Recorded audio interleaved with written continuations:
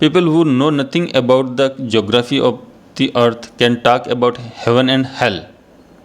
Whereas the AIDS is concerned, just it is a disease. It is something more, something beyond the limitation of the medical profession. As I see it, it is not a disease in the same category as other diseases are. Hence the danger of it. Perhaps it will kill at least two-thirds of humanity. It is basically the incapability to resist diseases. One slowly finds oneself vulnerable to all kinds of infections, and one has no inner resistance to fight those infections. To me, it means humanity is losing the will to live. Whenever a person loses the will to live, his resistance falls immediately because the body follows the mind. The body is a very conservative servant of the mind. It serves the mind in a religious way. If the mind loses the will to live, it will be reflected in the body by the dropping of resistance against sickness, against death. Of course, the physician will never bother about the will to live. That's why I thought it better that I say something. It is going to become such an enormous problem all over the world that any insight from any dimension can be of immense help. Just in the beginning, it was thought to be a homosexual disease, and from all around the world, researchers supported the idea that it was something homosexual, and it was found that it happens more in men than in women. But just a report from South Africa changed the world standpoint.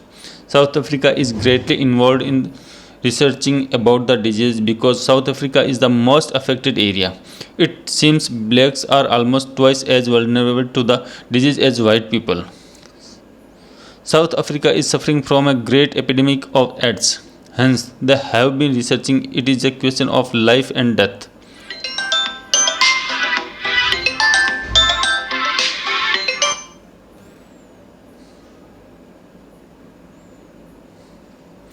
Their report is very strange. It says that AIDS is not a homosexual disease at all, that it is a heterosexual disease, and it happens if people go on changing partners, mixing with many women, with many men, continually changing partners. This continuous changing is the cause of the disease. Homosexuality has nothing to do with it. According to their research, now, all the researchers in Europe and America are on one side, and in South Africa report is on the opposite side. To me, it is very significant. It has nothing to do with either heterosexuality or with homosexuality. It has certainly something to do with sex. And why has it something to do with sex? Because the will to live is rooted in sex. If the will to live disappears, then sex will be the most vulnerable area of life to invite death. Remember perfectly well, and I am not a medical man, and whatever I am saying is from a totally different point of view. But there is much more possibility of that I am saying to be true than what these so-called researchers are saying, because their research is superficial. They think only of cases. They collect data, facts. That is not my way. I am not a fact collector. My work is not of research but of insight. I try to see into your problem as deeply as possible. I simply ignore the superficial, which is the area of researchers. My work you can call in search, but not research. I try to penetrate deeply, and I see clearly that sex is the phenomenon most related to the will to live. If the will to live declines, sex will be vulnerable. Then it is not a question of heterosexuality or homosexuality. You suddenly feel you are an existential orphan. This existential feeling of being an orphan causes your will to live to disappear. And then the will to live disappears. Sex will be the first thing to be affected because your life starts with sex. It is a byproduct of sex. So, while you are living, throbbing, hoping, ambitious, and the tomorrow remains the utopia. So that you can forget all the yesterdays which were meaningless. You can forget today which is also meaningless. But Tomorrow, when the sunrise and everything will be different. All the religions have been giving you that hope. Those religions have failed, although you go on keeping the label Christian, Jew, Hindu, or Muslim. It is only a label. Inside, you have lost hope. The hope has disappeared. Religions could not help. They were pseudo. Politicians could not help. They were never intending to help. It was just a strategy to exploit you. But how long can this false utopia, political or religious, help you? Sooner or later, one day man will become nature. And that's what is happening. Man is becoming mature, aware that he has been cheated by the priest, by the parents, by the politicians, by the pedagogues. He has been simply cheated by everybody, and they have been feeding him on false hopes. The day the mature and realization this, the desire to live falls apart, and the first thing wounded by it will be your sexuality. To me, that is adds. When your sexuality starts sinking, you are really hoping that something will happen and you will go into eternal silence, into eternal disappearance. Your resistance is not there. AIDS has no other symptoms except that your resistance goes on dropping. At the most, you can live 2 years if you are fortunate and don't get accidentally infected. Each infection will be incurable, and each infection will be weakening you more and more. 2 years is the longest the AIDS patients can live, and the may disappear sometimes before that. And no treatment is going to help because no treatment can bring back your will to live.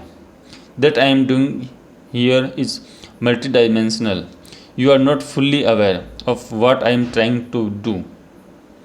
Perhaps you may become aware only when I am gone. I am trying to give you not a hope in the future because that has failed. I am trying to give you a hope here now. Why bother about tomorrow? Because tomorrow has not helped. For centuries, the tomorrow has been keeping you somehow dragging, and it has failed you so many times that now you cannot go on clinging to it. That would be sheer stupidity. Those who are clinging to it still are only proving that they are retarded in their minds. I am trying to make this very moment fulfillment a contentment so deep that there is no need for the will to live. The will to live is needed because you are not alive. The will keep picking you up. You go on slipping down. The will keep picking you up.